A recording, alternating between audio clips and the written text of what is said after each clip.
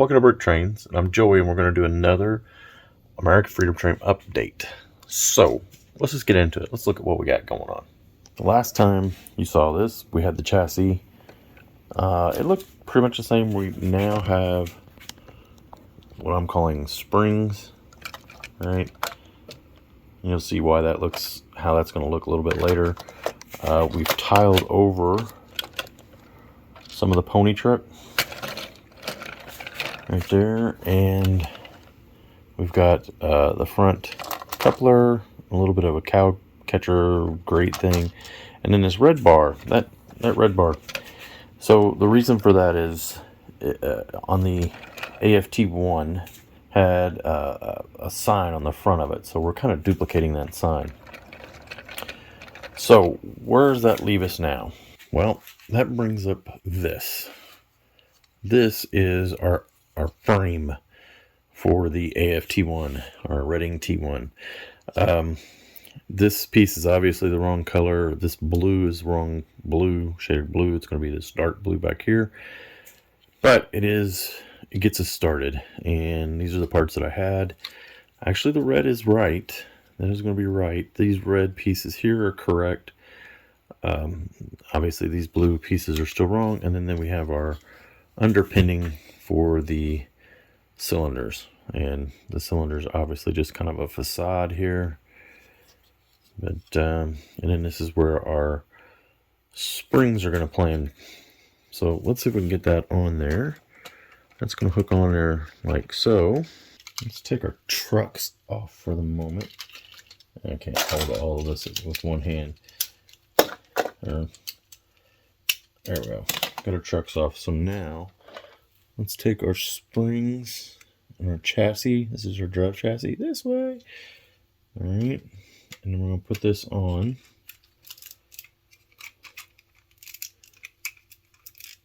Okay. And that gives us a little spring detail inside there. All right. And then that gives us our, where are we getting that light from? I have to figure these lights out over here. Okay, so let's go ahead and get our pony trucks back on and see what this is going to look like.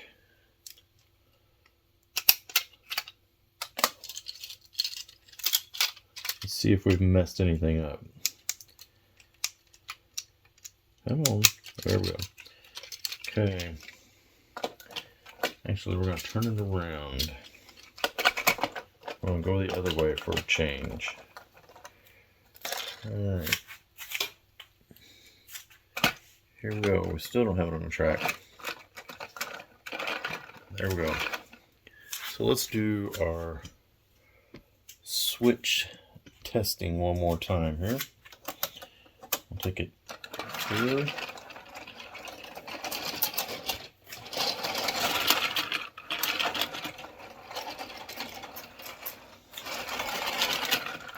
I'd say that's pretty good. That pretty much gets our drivetrain, our chassis, or underpinning lined up. And as a bonus, we have started on the tender. So I run all the tender is where the power functions, or in this case, it's going to be powered up. But that's where all of that runs. So let's see if we can get it on the. Let's see if we can get it running around here. It's on the backside layout. Let's see if we can get it around here.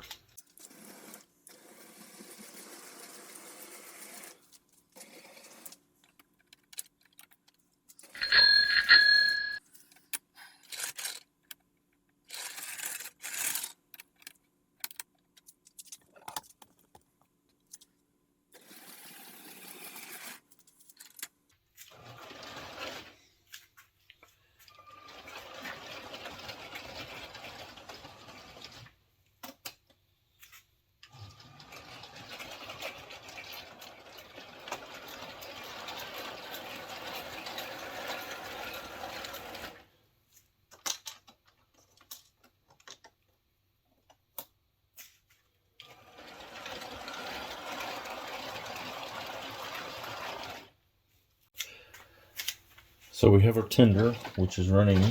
Let's push these cars back for right now. We have our tender, and it is running the powered up hub and then 2 motors. Okay, so we have the 2 motors and they're crisscrossed. So to get that to work, you have to put them both into the hub. And then on your powered up hub, if you'll notice, one side the plus is up and one side the plus is down. So you get a plus here and a plus here, so you get a minus and a minus. And this, when you push both buttons,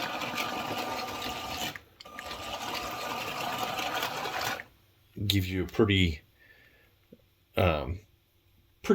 good option there. So as long as you push the buttons the same amount of times, it's not perfect, but it works. You can also do that on the app and control it into one. You got to kind of fiddle with the app. The problem with the app is you can't, or I haven't figured out a way of transferring it from one phone to another. You're stuck on that phone or a tablet device, whatever you're deciding to use.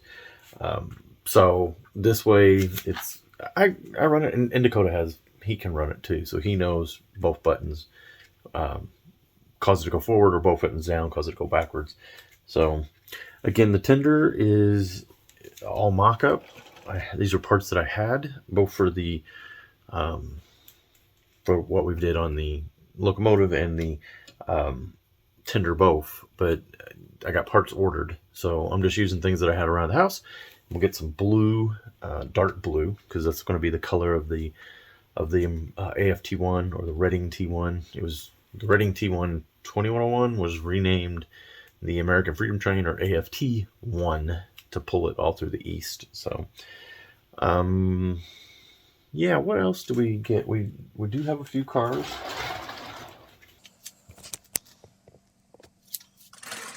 So this first car is the beginning of the tail car, or the press car as they called it. We do not have any of the overhang yet. These bogies are just barely sitting there. They're not all put together yet, but they'll have an extension on them, like these bogies have an extension, and then we will build out past, in fact we'll build out that far, 3 on each end, over the length of this big ugly train piece. This is one of the display cars, so these had windows on them. So that's one of those. I'm just trying to kind of mock up how much space I need, how many parts I need.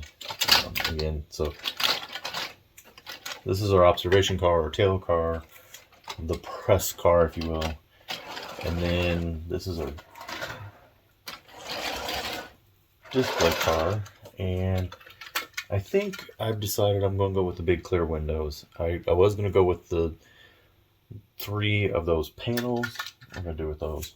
They're around here somewhere. Yeah, I was going to go 3 panels, but I don't like them. They didn't look as good. So I'm going to go ahead and go with these clear, and I have these clear ones, so that's also a big factor. Again, here we go with the extended truck. This is going to be like a little, air conditioning unit or something, some kind of power source for the bottom of the train. Each car is going to have one of those. All right, and then just for fun, that little train's just been riding around on the layout. And then the last thing I got, this is the Lunar Rover test module, or at least it's my mock of the Lunar Rover test module. So this is the one that was left on Earth. This is the one they tested, ran around down here while they were on the moon. And it was on the Freedom Train, and it was displayed in one of these cars right here. And it's going to sit, and those are air tanks, and that's just a throwback to showcase space, classic space. So that's not realistic, but hey, it's Lego. None of it's realistic. All right, so we're gonna sit that in there. That sits down like that, and that is our first piece in one of the display cars.